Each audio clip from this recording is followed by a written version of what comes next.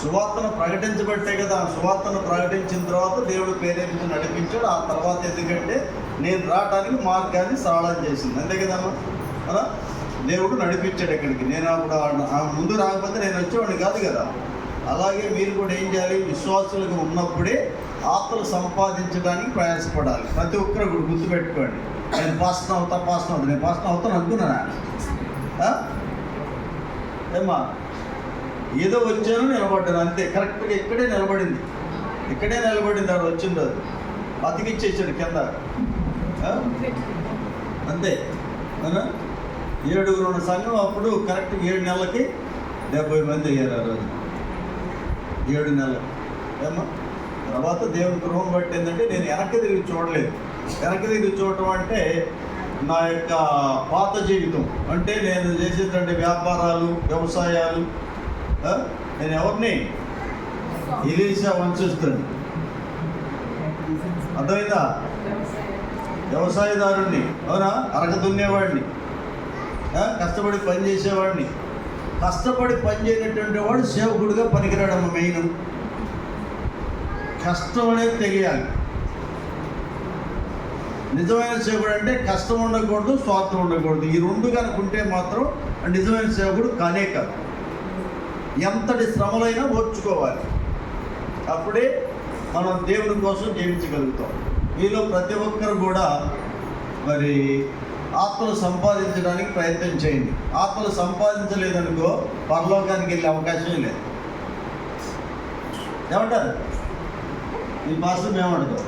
అటు కాదులమ్మా, నువ్వు వెళ్తావులేమ్మా. పరలోకానికి వెళ్తారు, మన ఒక్కళ్ళే వెళ్తాం, కానీ బహుమానాలు ఉండవు. నేను అటు చెప్పను. ఆత్మలు సంపాదిస్తేనే అంటే ఏంటి?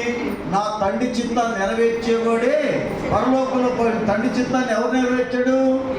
ఆ యేసు ప్రభువు నెరవేర్చాడు. తండ్రిని సంతోషపెట్టాడు, అవునా? అందరి కోసం ఆయన రక్తాన్ని కాచి ప్రాణాన్ని పెట్టాడు. అలాగే మనం ఏం చేయాలి? మన రక్తం మనకి రాదు, మన ప్రాణం మనకి రాదు. ఏం కావాలి?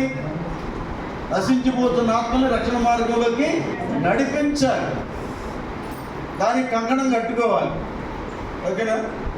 మరి ఆ రోజున ఇక్కడికి వచ్చిన తర్వాత ఈ రోజున ఈ రీతిగా దేవుడు మందిరాన్ని ఇచ్చాడంటే దేవుడు మా మిరాకిల్ చేశాడు కదమ్మా. అవునా? ఎవరైనా ఊహించారా? నేనే ఊహించరా. చేస్తా ఉన్నాను, ఏమి అరకట్లా. ఎంత అవుతుంది అంత అవుతుందని ఎవరిని కూడా దేవుని ఎవరిని అడుక్కోలేదు కదా మనం. ఏమో దేవుడు కార్యం చేశాడు. దేవుడు ఇంకా ఏదన్నా చేయాలనుకుంటే మాత్రం ఎవరిని అడిగే పనే లేదు. దేవుని మందిరం మంద కాదు కదమ్మా, మన ఇల్లు. మనం ఉంటాం ఇందులో కాదు కదమ్మా, దేవుని మందిరం కాబట్టి.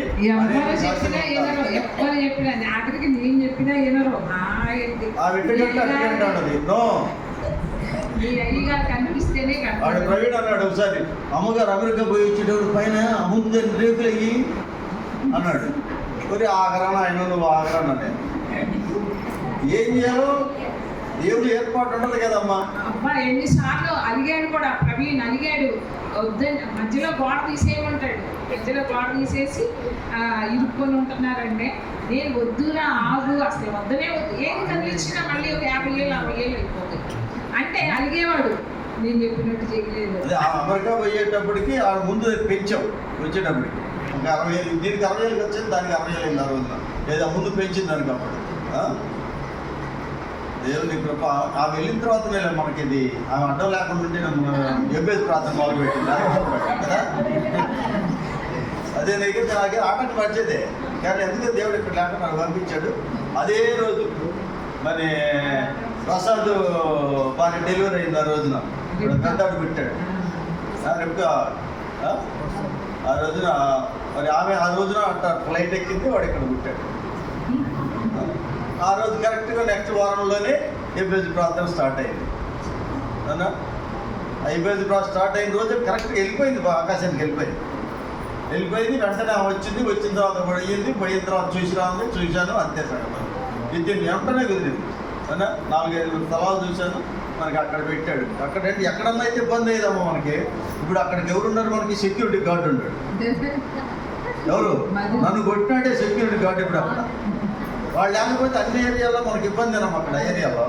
కానీ అక్కడ మనకాడు ఉండటం అనేది సేపు. ఎందుకంటే అది మధుగాడి ఏరియా. అని అంటారు వాడు. ఎవడు రాడు అక్కడికి, వాడు చూసుకుంటాడు.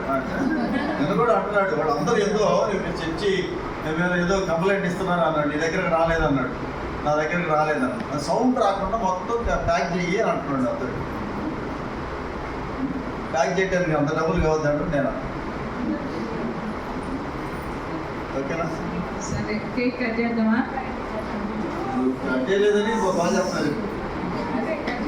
ఏం కట్ చేయాలి, దేనికి కట్ చేయాలి చెప్పండి. 20 సంవత్సరాలు ఆ? 20 సంవత్సరాలు అయింది కదా నేను ఇక్కడికి వచ్చి. 19 సంవత్సరాలు అయింది అమ్మా. అంటే దేవుడు పిలిచిన పిలువు 19 సంవత్సరాలు ఇంతవరకు. దేవుడు నన్ను పిలిచిన తర్వాత ఈ రీతిగా ఎప్పుడు కూడా కేక్ కట్ చేయడం అనేది జరగలేదు. ఈ రీతిగా ఎప్పుడు చెప్పలేదు కదా. ఇది మొదటిసారిగా. ఇంకోటి ఏంటంటే ఫస్ట్ ఏంటంటే దేవుడు ఇంత కొత్త మందిరాలు ఇచ్చాడు కాబట్టి దానికోసం కట్ చేయాలి. రెండోది నేను దేవుడు పరిచయకు వచ్చినప్పుడు కట్ చేయాలి. మా ఇద్దరు పెళ్లి రోజుకి కాదు, పెళ్లి రోజుకి కాదు, పెళ్లిని అందరూ చేసుకుంటాం, అందరికి పెళ్లి మీకు తెలియదు కానీ మేము ఎప్పుడు మ్యారేజ్ డే ఎప్పుడు చేసుకోవాలి, మేము పెళ్లి రోజులే చేసుకోవాలి. అర్థమైందా? ఇప్పుడు చేస్తుంది అది అదే చిన్నది రాత్రి తెచ్చారు, రాత్రి కట్ చేశారు, అయిపోయింది. ఇప్పుడు చేస్తుందంటే దేవుడు మందిరాని కోసం, మందిర ప్రతిష్ఠ కోసం కేకు. ఎన్ని కేకులు ఇచ్చారు? 2 కేకులు ఇచ్చారు. ఒక కేక్ ఏమో నేను పరిచయకి దేవుడు పిలిచిన రోజు, అది 2కి 2 కేకులు.